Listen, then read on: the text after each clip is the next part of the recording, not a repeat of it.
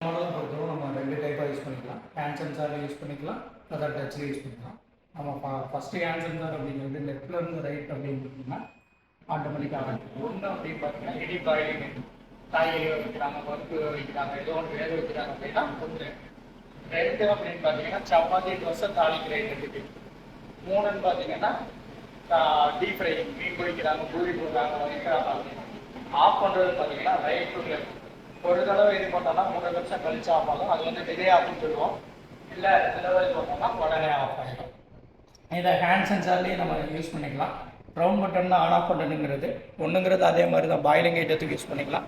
2ங்கிறது சப்பாத்தி தோசைக்கு. 3ங்கிறது deep frying ஐட்டத்துக்கு. Light இண்டிவிஜுவலாக வேணும் அப்படின்னு ஆன் பண்ணிக்கலாம், லைட் ஆஃப் பண்ணுறனால ஆஃப் பண்ணிக்கலாம். இதுலேயும் அதே மாதிரி தான். ஒரு தடவை டச் பண்ணோம் அப்படின்னா 3 நிமிஷம் ஓடிட்டு ஆஃப் ஆகும். 2 தடவை டச் பண்ணால் ஃபுல்லாகவே ஆஃப் ஆகிடும். இந்த மாடலை பொறுத்தவரை ஆட்டோ கிளீனுங்கிறது ஆன் ஆஃப் பட்டன் அமைக்கிட்டு இந்த ஆயில் பட்டனை லாங் ப்ரெஸ் பண்ணோம் அப்படின்னா எல்லாமே ஆஃப் ஆகிட்டு டோட்டலாக 9 நிமிஷம் ஓடிட்டு அதுவே ஆஃப் ஆக ஆரம்பிச்சிடும். நம்ம அமர்த்தணும் அவசியம் இல்லை. அதிகமாக ஆயில் யூஸ் பண்ணோம்னா வாரத்துக்கு ஒரு தடவை இதை ப்ரெஸ் பண்ணணும்.